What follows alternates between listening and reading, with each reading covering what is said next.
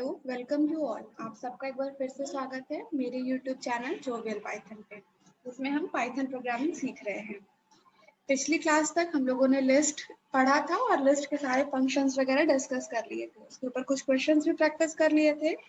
आज की क्लास में जिस टॉपिक के बारे में हम डिस्कस करने जा रहे हैं वो टॉपिक है आपका टपल के बारे में। 4 डेटा स्ट्रक्चर यहाँ पे बेसिकली होते हैं डेटा एलिमेंट्स को स्टोर करने के लिए। हम लोगों ने पिछली क्लासेस में डिस्कस की है। कौन कौन से हैं वो? आपके लिस्ट है, टपल है, सेट है और डिक्शनरी है ना, ये 4। तो उसमें से जो लिस्ट है उसके बारे में हम लोगों ने पढ़ाई कर ली है, उसके बारे में हम लोगों ने डिस्कशन कर लिया है। जिसे भी देखना है वो प्लेलिस्ट में जा करके उसे देख सकता है। प्लेलिस्ट की जो डिस्क्रिप्शन बॉक्स में मैं उसका लिंक भी ऐड कर दूंगी, ठीक है। तो अब आते हैं आज की क्लास पे। आज की क्लास में हम टपल के बारे में डिस्कस करेंगे। ये टपल क्या होता है, मतलब उसकी डेफिनेशन डिस्कस करेंगे। उसके बाद देखेंगे कि टपल के एलिमेंट्स को किस तरीके से एक्सेस किया जाता है और साथ ही साथ उसके मेथड्स वगैरह क्या क्या है जिसके थ्रू हम टपल के ऊपर कोई भी ऑपरेशंस को परफॉर्म करते हैं, ठीक है। तो सबसे पहले हम लोग क्या देखेंगे, डेफिनेशन के बारे में देखेंगे टपल के। तो टपल की अगर डेफिनेशन की बात करें हम, तो tuple is a collection of element which is ordered. Ordered मतलब उसका एक सीक्वेंस डिफाइंड है, किस तरीके से रख रहे हैं वो चीजें पहले से डेफिनेट होंगी। दूसरा, अनचेंजेबल, जो भी एलिमेंट्स हम लोगों ने अपने टपल के अंदर रख दिया है वो फिर फर्दर चेंज नहीं होगा। मतलब जैसे कोई भी पर्टिकुलर एलिमेंट, अगर मैंने एक टपल बनाया है, एक पूरी लिस्ट बनाई है जिसमें मैंने फ्रूट्स के नाम रखे हैं। फॉर एग्जाम्पल कंसिडर कीजिए कि हम लोगों ने एक पूरा का पूरा टपल बनाया है जिसमें फ्रूट्स का कलेक्शन रखा है और उसमें मैंने पहले एप्पल, फिर बनाना, फिर ग्रेप्स रखा है। तो ये उसकी ऑर्डरिंग हो गई कि पहले एप्पल आएगा, फिर बनाना और फिर ग्रेप्स। तो मैं बाद में चाहूँ कि पहले ग्रेप्स कर दूं और फिर बनाना कर दूं, तो वो चीज पॉसिबल नहीं है, ठीक है। नेक्स्ट है आपका इंडेक्स्ड। इंडेक्स्ड कहने का मतलब है यहाँ पे कि आपके जो भी पर्टिकुलरली एलिमेंट स्टोर है ना, बट आपके इसके अंदर टपल के अंदर, उन सब का अपना एक इंडेक्स है। और आपको पता है कि इंडेक्स की स्टार्टिंग किससे होती है? हमेशा फ्रॉम 0 ऑनवर्ड्स, ठीक है। चाहे वो लिस्ट हो, चाहे वो टपल हो, चाहे वो आपका सेट हो या फिर आपका डिक्शनरी हो, हमेशा इंडेक्स जो होगा वो कहाँ से स्टार्ट होगा? आपका 0 ऑनवर्ड होगा, याद रखिएगा। हालांकि सेट आगे जब लोग पढ़ेंगे तो उसका दूसरा कॉन्सेप्ट है, लेकिन जब भी इंडेक्सिंग स्टार्ट होती है वो आपका किससे स्टार्ट होता है? फ्रॉम 0 ऑनवर्ड, ठीक है। और चौथा जो पॉइंट है that is allows duplicate value. आप टपल के अंदर सेम वैल्यूज को 2 बार या 3 बार या एक उससे भी ज्यादा बार रख सकते हैं। तो क्या हो गया आपका tuple? Collection of elements which is ordered, unchangeable, indexed and which allows duplicate value. Clear हो गया इतना?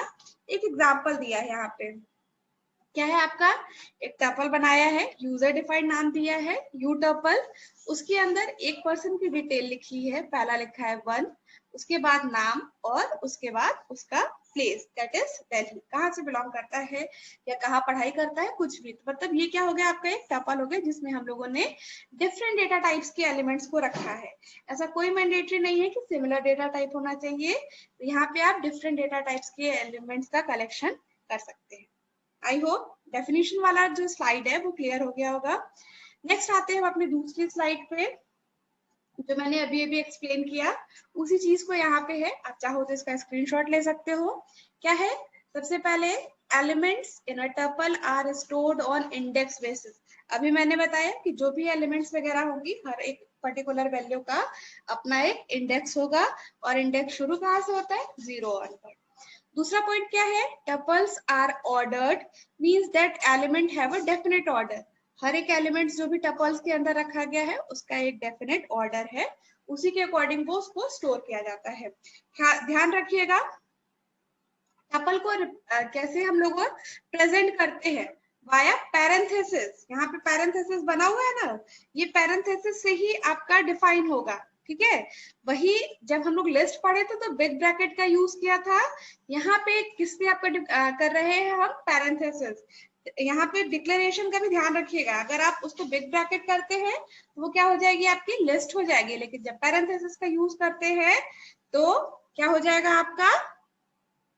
टपल हो जाएगा। चलिए एक छोटा सा क्वेश्चन आप लोगों के लिए है, कमेंट बॉक्स में मुझे लिख करके बताइएगा, क्योंकि लिस्ट हम लोग पहले से पढ़ चुके हैं ना, इसलिए मैं उसके लिए आपको क्वेश्चन दे रही हूँ। क्वेश्चन क्या है कि आपको एक सिंपली लिस्ट बनानी है और उस लिस्ट के अंदर एक एलिमेंट होना चाहिए। क्या करना है आपको, एक लिस्ट बनाना है और उस लिस्ट के अंदर एक ही एलिमेंट होना चाहिए। मतलब सिंगल एलिमेंट लिस्ट किस तरीके से बनाते हैं ये आप मुझे कमेंट सेक्शन में लिख करके बताइए, ठीक है। और बताइएगा जरूर, मुझे भी अच्छा लगेगा और आपको भी अच्छा लगेगा अगर आपको इसका आंसर आएगा तो, ठीक। चल नेक्स्ट पॉइंट है, टपल्स आर अनचेंजेबल। मतलब टपल एक बार जब क्रिएट हो जाता है तो उसके अंदर से हम एलिमेंट्स को ऐड या रिमूव नहीं कर सकते। अब जब हम ऐड या रिमूव नहीं कर सकते तो फिर टपल के ऊपर ऑपरेशन कैसे परफॉर्म करते हैं, ये क्वेश्चन आता है ना दिमाग में। तो इसको हम लोग अभी नेक्स्ट स्लाइड में देखेंगे कि किस तरीके से हम लोग उसके ऊपर ऑपरेशन परफॉर्म करते हैं। अभी के लिए ये समझिए कि जो टपल है वो अनचेंजेबल है, मतलब इसके अंदर कोई भी एलिमेंट्स हम लोग ना ही ऐड कर सकते हैं बनाने के बाद और ना ही वहां से रिमूव कर सकते हैं, ठीक। चौथा point, it allows duplicate value, means same element can be stored on two different indexes. इसमें अभी हम लोगों ने पिछली स्लाइड में भी डिस्कस किया कि इसमें डुप्लीकेट वैल्यूज हो सकती हैं। तो यहाँ पे क्या है, बेसिकली आपका डिफरेंट इंडेक्स पे आपकी सेम वैल्यू हो सकती है, मतलब डुप्लीकेट वैल्यू अलाउड है। आई होप ये 4 पॉइंट भी आपको क्लियर हो गए। नेक्स्ट हम लोग देखते हैं फंक्शंस जो कि टपल के अंदर यूज किए जाते हैं, ठीक है। पहला है आपका लेंथ फंक्शन। किसी भी टपल के अंदर कितने आपके एलिमेंट्स हैं, कितने आपके एलिमेंट्स हैं वो चीज अगर हमें पता करना है तो उसके लिए हम लोग जिस फंक्शन का यूज करते हैं वो है आपका लेंथ फंक्शन, ठीक है। कैसे लिखते हैं, सिंपली आपके टपल के प्रिंट में जाइए, लेंथ लिखिए और उसके अंदर अपने टपल के नाम, ठीक है। वहां से आपको लेंथ जो भी पर्टिकुलरली आपकी टपल की लेंथ होगी वो पता चल जाएगी, ठीक। नेक्स्ट है टपल फंक्शन। देखिए यही पे हमें सीखने वाली चीज है कि क्या है। अभी मैंने कहा कि टपल जो है वो अनचेंजेबल है। अब अनचेंजेबल होने का मतलब है कि उसके अंदर ना तो हम एलिमेंट को ऐड कर सकते हैं और ना ही एलिमेंट को रिमूव कर सकते हैं। लेकिन हमको पता है कि टपल के लिस्ट के अंदर हम लोग जो है वो एलिमेंट्स को ऐड और रिमूव कर सकते हैं। तो हमें क्या करना होता है, बेसिकली अगर कुछ भी एलिमेंट्स को ऐड करना हो या रिमूव करना हो तो उसके लिए हमें पर्टिकुलरली अपने टपल को लिस्ट में कन्वर्ट करना होता है। तो जब हमें टपल को लिस्ट में कन्वर्ट करना होता है तो उसके लिए हम उसे क्या करते हैं, लिस्ट फंक्शन का यूज करते हैं। टपल का नाम डॉट लिस्ट, ठीक है। तो वो मतलब लिस्ट और उसके बाद जो भी पर्टिकुलरली आपके टपल का नाम है वो चीज।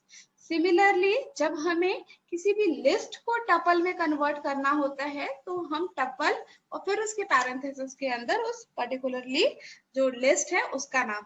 तो वाइस वर्सा जैसा कॉन्सेप्ट है, तरीके से समझिए। जब हमें टपल से लिस्ट में कन्वर्ट करना होगा तब हम किसका यूज करेंगे, लिस्ट फंक्शन का। वही जब लिस्ट से हमें टपल में कन्वर्ट करना होगा तब हम किस फंक्शन का यूज करेंगे, टपल का। लिस्ट क्या होता है आपका, चेंजेबल होता है, मॉडिफाई किया जा सकता है बनाने के बाद। लेकिन टपल क्या होता है आपका, अनचेंजेबल होता है। तो जब भी हमें ऑपरेशन परफॉर्म करने की जरूरत होती है तो हम क्या करते हैं, टपल को पहले लिस्ट में कन्वर्ट करते हैं, उसके ऊपर जो भी हमें ऑपरेशन परफॉर्म करना होता है वो ऑपरेशन परफॉर्म करते हैं एंड देन फर्दर उसे टपल में कन्वर्ट करते हैं, ठीक।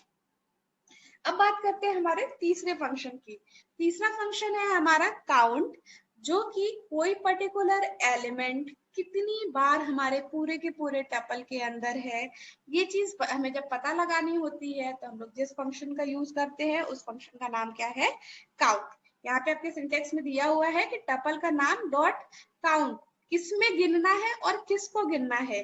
किसमें गिनना है उससे हम कॉल करेंगे, मतलब टपल का नाम, और काउंट के अंदर उस पर्टिकुलर वैल्यू को देंगे जिसको हमें गिनना है कि वो टपल के अंदर कितनी बार है। आई होप ये तीनों भी आपके भी जो फंक्शंस है वो क्लियर हो गया, ठीक है। आज के लिए इतना ही।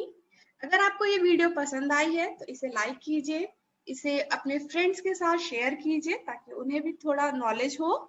और अगर आप मेरे चैनल पे नए हैं तो सब्सक्राइब कीजिए, और अगर आपने सब्सक्राइब कर भी लिया है तो अपने फ्रेंड से सब्सक्राइब कराइए, क्योंकि सब्सक्राइबर तो जरूरी है।